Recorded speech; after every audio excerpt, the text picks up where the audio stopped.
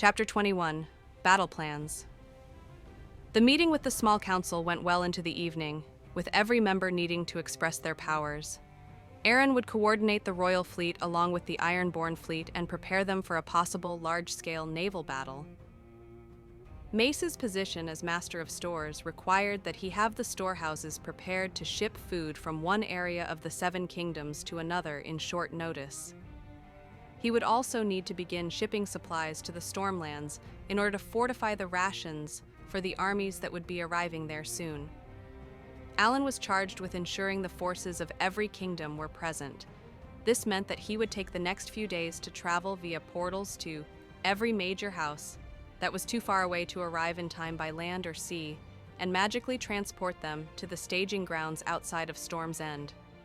Tyrion made sure that House Lannister would assist the Crown with funding to any supplies that might be needed.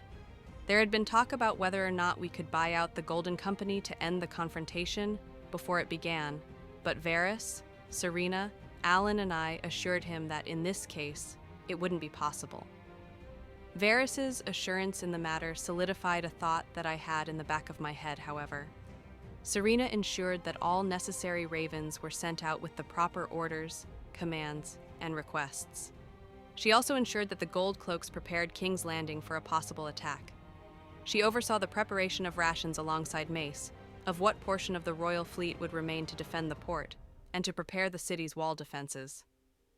Lannister bannermen were brought in to shore up the city's defender numbers, and some cavalry was readied in case an attack came from the land. Varys was hard-pressed to divulge everything he knew regarding Aegon over the next few days. I also insisted that he relayed every rumor concerning houses who might consider joining the would-be king reached my ears. It was these rumors I was most interested in, and used them to command those houses not be called upon by their wardens, instead insisting that they be used to fortify their lands and be ready to join us if called upon.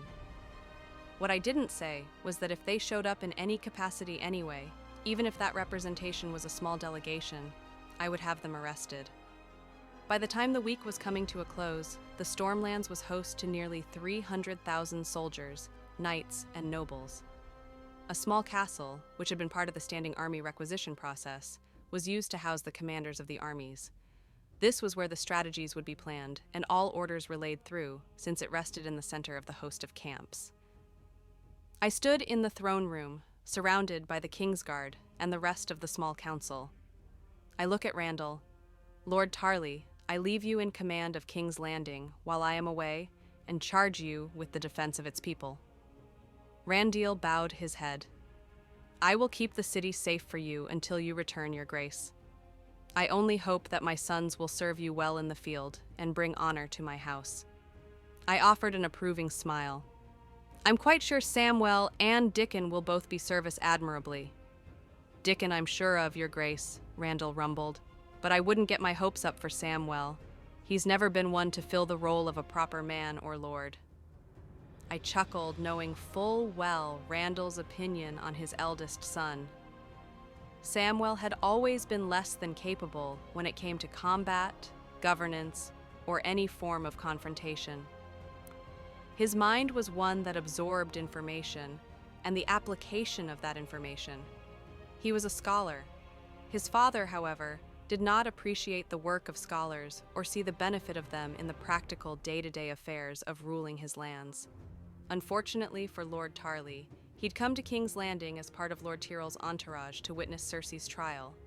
This meant that he'd not been home since then, preventing him from giving Sam the terrible ultimatum of joining the Night's Watch or having a hunting accident. Because Randall lived in King's Landing while he was Hand of the Queen, Samwell was ostensibly Lord of House Tarly. I turned to Alan, who looked like he could pass out at any moment. A week's worth of constant travel, wrangling of minor lords, and working with the great houses to get their armies in order had run him ragged. He'd hardly gotten a wink of sleep. As Mehrunes, Triana, and Elfric rested on my shoulders, I smiled at Alan. I believe we're ready to go. Would you please open the portal? Alan bowed his head. I would be happy to, my queen. He turned and waved his hands, calling forth a new portal which showed the main hall of the small castle where our forces were centered around. The small council, the Queen's Guard, and I all stepped through. Alan followed behind us and closed the portal. There were a number of lords in the main hall who had been awaiting us, some of whom had known what to expect, while many others did not. Magic might have been coming back to the world, but such blatant displays of it were still extremely rare. There was a small commotion upon our arrival, but Barristan was able to calm enough people down that the raucous that had ensued was able to be barked down by Tywin Lannister. "The lot of you should be ashamed of yourselves," Tywin growled as he and Jaime strode towards us and offered a bow. "You're well aware the Queen has a powerful mage as a member of the small council, and you've heard the stories of his recent use of magical transportation. To act like frightened rats when it's presented only serves to lower your reputation in the eyes of Her Majesty." I smiled up at Tywin and gave him a bow of my head. "Lord Tywin, it's good to see you again. I trust all is well in King's Landing." "It was when we left, Your Grace," Tywin replied in a dignified and professional manner.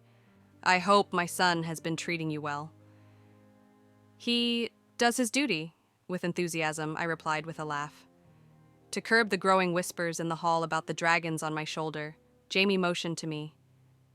"It seems the announcement you made in King's Landing and the ravens were speaking the truth. You've hatched a set of dragons, yet another accomplishment to your name, Your Grace." "A stroke of luck, I assure you," I replied, then turned to look at Serena.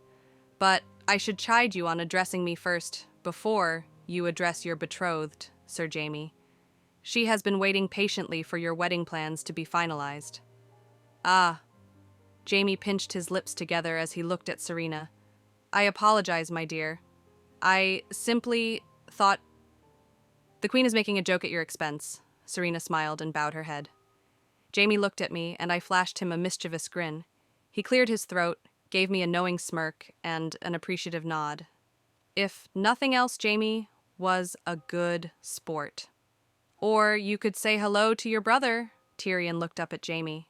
"I'm here too, you know." "Ah, Tyrion," Jaime smirked. "Sorry, didn't see you there. Your lady wife draws all eyes to her and her new pets." Tyrion chuckled.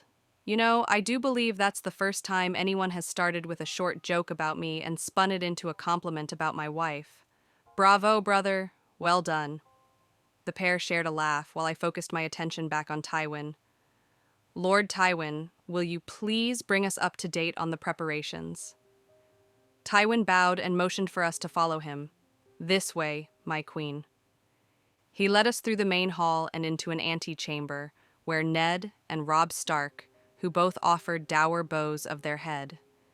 Mace's sons, Willis, Loras, and Garland, smiled at their father as he followed me in, after raising from their bows to me. Prince Doran Martell and his brother Oberyn, who I was already familiar with both over humble bows, though Doran's was more subdued since he was confined to his wheelchair. Stannis and Renly both gave stiff bows, Stannis because he was practical like that, and Renly because he was still sore over losing his chance at the throne, though I was sure a Targaryen princess would change his attitude soon enough. Jon Tully, better known as Jon Arryn, glowered at me, but bowed his head regardless. After the whole affair with Littlefinger and his mother's role in his father's death, Jon had been sent to ward at Winterfell, where Ned had begun correcting the boy's behavior. No doubt he still blamed me for his mother being remanded to the Silent Sisters. In truth, I wanted her executed, but had let her live as a favor to Catelyn Stark, Ned's wife and Jon's aunt. I had faith that, in time, Ned would see the boy straight, and that he would recognize the generosity I had shown when I allowed his mother to live. In truth, I still wished to push her through the moon door myself, just to watch her fall those several thousand feet. Alas, some simple pleasures had to be set aside for the sake of the future of the realm. With myself and Tywin, the leaders of every great house were all in one room together, ready to push back this invasion. I stood at the head of a large table that had maps and plans scattered about it. My eyes drifted over the gathered lords, silently appraising their mannerisms. They all seemed anxious to see what I would say. The younger ones had slightly wider eyes as they spotted the dragons clinging to my shoulders, while the more seasoned men understood the implication of the beasts all too well. The members of the small council took their places around the table, with the Queen Guard positioning themselves around the room. It is rare to see the Lords of the Seven Kingdoms all in one room together, I began with an approving tone. It saddens me that it takes a threat from outside our borders to bring us all together. In the future, I should like us to be able to meet like this more often. Perhaps once a year, if to do nothing else but continue to foster goodwill, and work personally to ease any tensions that might be rising. The men each gave their own form of agreement to the idea, a nod of the head, a simple platitude. I am no stranger to war or strategy, gentlemen, so please let me know what we have planned so far, I urged. Willis Tyrell spoke first.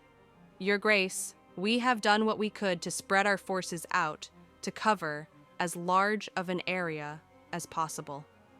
We have infantry along most of the shoreline that the invaders could land at, with archers posted on the cliffs and behind the infantry lines. Siege equipment has been set up along the cliffs as well, Your Grace, Ned continued. With any luck, we can reduce their numbers significantly by firing upon their ships as they draw closer. A second wave of heavy infantry and cavalry will be ready to keep the fight close to the shorelines, should the invaders push past the first line, Oberyn grinned. There are reinforcements, of course, but I do not think they will be needed. I arched a brow at his confident statement. Why not? Your Grace, Tywin answered for him. The Golden Company boasts 10,000 seasoned men at the best of times. We've arranged nearly 30 times that number. If it were possible to swap the men out every hour, they would be fighting fresh troops for over a day before the first men they'd initially fought against took their turns again. Numbers might help win a battle, but let's keep ourselves humble and focus on the strategy, Serena replied. Lord Varys tells us that more mercenary companies and the strength of many of the free cities have joined the Golden Company, as well as the strength of several prominent families of note. We may still outnumber them, but I don't think the gap is as large as you'd like to believe. It is still substantial enough that Tywin began to counter Serena before she cut him off. Our queen does not throw lives away as numbers, my lord, Serena snapped. We will not simply throw bodies at a problem. We will conduct this war with a clear, concise plan, contingency plans, and tertiary responses if needed. We will act as if we are outnumbered and use every tactical advantage we can in order to save as many lives as possible. Prince Doran let out an amused huff. Our queen has quite the advocate for her plans in Lady Cowsland, and I tend to agree with her sentiments.